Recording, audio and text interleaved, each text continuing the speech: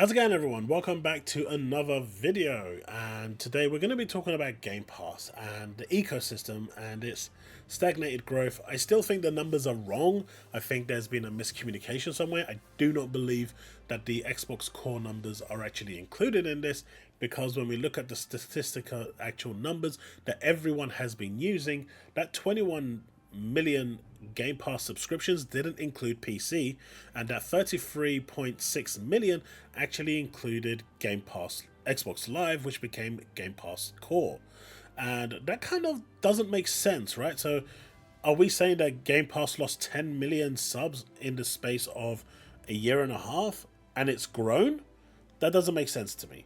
But, you know, clearly there's a miscommunication there, and Microsoft probably will come out in the next 2-3 years with an actual explanation for what the miscommunication is. But, you know, I've given up trying to wait for them or trying to get them to communicate anything with a clear, concise message, because like any politician, they speak a lot without actually saying a lot, and when they do say something, it's basically a bunch of nothing. That said, though, we are looking at Game Pass today and its ecosystem. A lot of questions keep coming to me asking, what would you do if you wanted to bolster Game Pass sales? What would you do if you wanted to bolster the console platform? What suggestions do you have that Microsoft clearly isn't listening or doing or taking note of? Where is Microsoft failing here? And well, you kind of have to look at the other platforms to see where they're exactly failing. Now, the first thing you're probably going to say is, well, the exclusives. You're kind of right, but you're not correct either. But before I get to the actual meat and greet of the video, if you are new to the channel or want to support this channel, do consider hitting that like button. We're looking for 300 likes for this video, and also hit that subscribe button. You're coming to watch this video. If you ain't subscribed, you're returning, right? You're enjoying the content. You're liking me. You're liking my streams. You're liking the notifications. So help me get to 7,000 subs. We are trying to get to a grand overall 10,000 subs by the end of the year, but hopefully we can hit that 7,000 subs. We're not that far off, so, you know, one massive push and we could potentially be there. So if you are new to the channel or returning and haven't yet subscribed, please do consider subscribing. It does help the channel grow, and it does help the video get pushed out to a wider audience, which then helps, the growth of the video, of the channel. So it really is beneficial. Also, if you want to support me further, you can do that through my Patreon, through my YouTube membership, and super thanks. If you do leave a super thanks for the video, massive thank you. But also, you can leave a question there or make a comment, say anything you like, and I will get a notification and respond to it. And if you do leave a super thanks for the following video that I do, I will place it on the video and, answer that question as well on the video and give my thoughts on whatever the question was. Right, so here we have the problem with Game Pass, because a lot of people are saying, well, Xbox isn't selling. Why isn't it selling? What's the problem? Is it the games? Is it Microsoft? Is it the advertising? And it's a bit of everything, right? There's a bit of a problem there that Microsoft has, and it really doesn't know how to resolve it. Now, one of the key things here is the fact that they go day and date with PC. Now, if you look at PlayStation, they're getting Final Fantasy VII Rebirth right now, even if it is just 3 months exclusive. The fact is, that game is not going to be available anywhere for 3 months. And if you want to play that on day one, you have to buy a PlayStation to play it. That's just the way it is. After 3 months, that game could be ready to launch straight away. So as soon as it hits that 3-month point, it releases on PC. And some people will want to wait, and that is fine. But right now, if you want to play it, the only way to play it on day one is to buy a PlayStation. And this is where Nintendo and PlayStation are pulling ahead, and this is why their console sales are pushing forward, and in return, third-party companies are not skipping them because they have a huge market share. With the Switch, you've got over 100 million units sold, and with the PlayStation 5, you've got 50 million, with maybe about 15 million of those still in storage somewhere, because we don't actually know how that actually works, whether it's shipped or actually bought. So that's a question for another day, another discussion for another day. But Microsoft has decided that they want to create an ecosystem between PC and Xbox, and there is absolutely nothing wrong with this. I actually think it's a great idea that they're doing this where you can play anywhere. But that ecosystem should have existed on Xbox, and of course the cloud, and of course Game Pass PC only. Steam is not within the ecosystem. It just is not. And the fact that they pushed it over to Steam means, why do I need to buy this on Xbox? Why do I need to subscribe to Game Pass? I don't. I could subscribe to Game Pass and get it as part of my subscription, but I don't have to. I can just go to Steam and buy it. And maybe Microsoft just thought, if we put it on Steam, we'll get our sales and that will, bolster some stuff, bolster some metrics and push it away. But at the same time, it is cannibalizing Game Pass sales because those people are not going to buy Game Pass. Now, I'm not saying that if they took Steam away but left it on PC Game Pass, all of those people would actually go and buy it on Game Pass PC. Even if you got like 20% or 25%, maybe even 30 or 40% of those buying Game Pass PC to actually play those games, that's a win, right? That's a win for Game Pass, and it also means that those games, that subscription is going up. It means they make more money. It means their revenues are healthier, and it just looks healthier for Xbox. And then when you have games that are underperforming, it kind of gets swallowed up within that Game Pass cycle. It's not that big of a problem. It's not, it doesn't stick out like a sore thumb.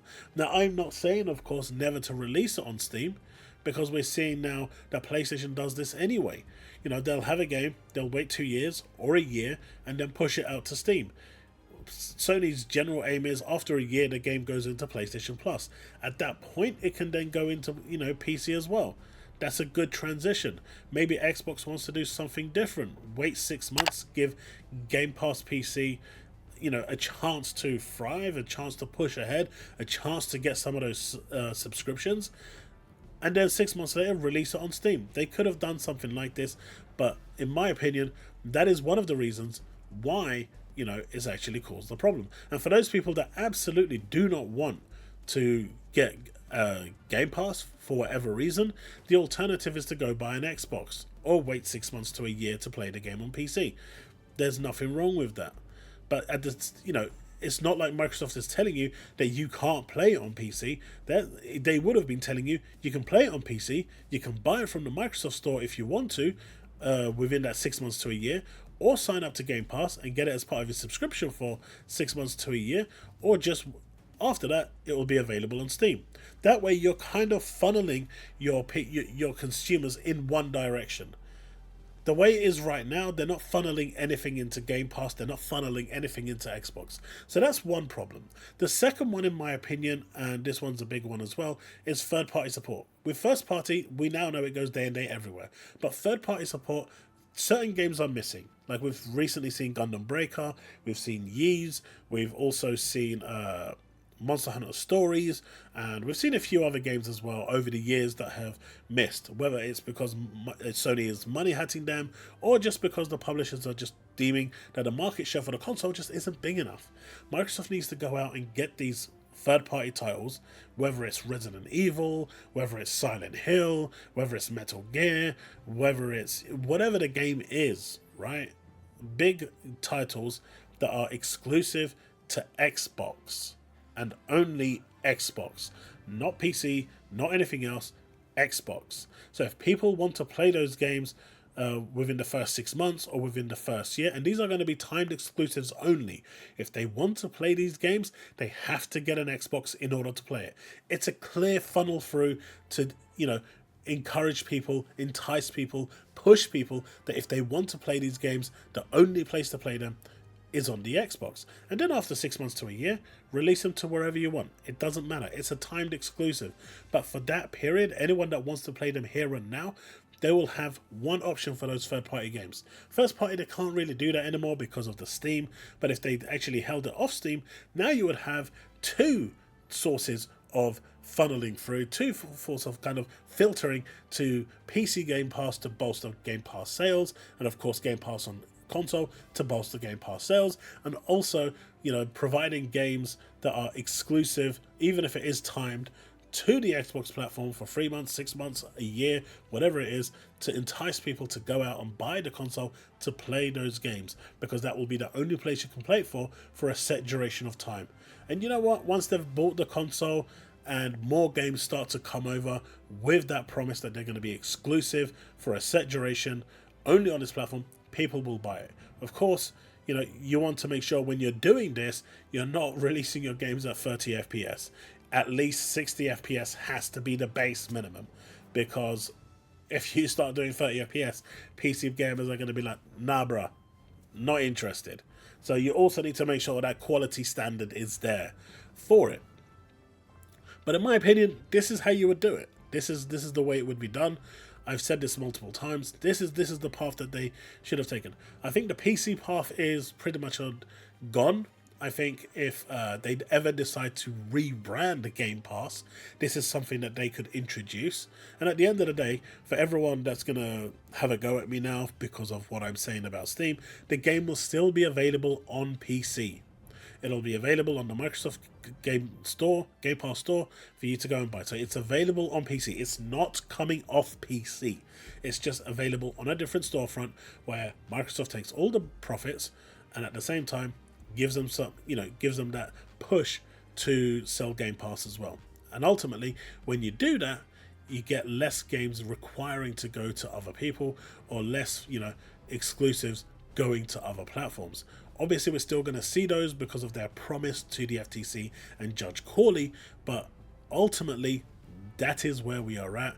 And, you know, by them doing that with the 4, or maybe a few more that's going to be, you know, underperforming on Xbox, and they're just going to push it out to try and make them perform, because of the Game Pass sales not being high enough to kind of counteract this, and because of the, you know, the numbers just not being there in console platform, at the end of the day, third parties will potentially skip, and this stops it from happening. It also means that they're going to go out and buy more publishers easier. Anyway, that's my thoughts on it. I think Game Pass is great. I think Game Pass has a really good future. I think it's, you know, not going anywhere. But a lot of you have been asking me this question, and I think that's ultimately where they went wrong. And they continue to go wrong. But who knows? Maybe they'll right that wrong when they decide to eventually, if they ever do, rebrand Game Pass. And that's really the only time that they can do that.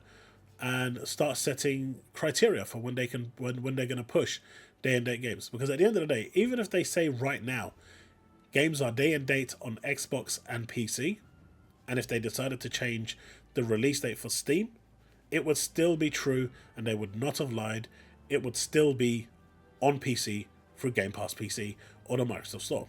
So I know there's a lot of angry people out there right now throwing stuff at their screen and getting upset about me, but I'm just sharing my thoughts. And, well, that's it.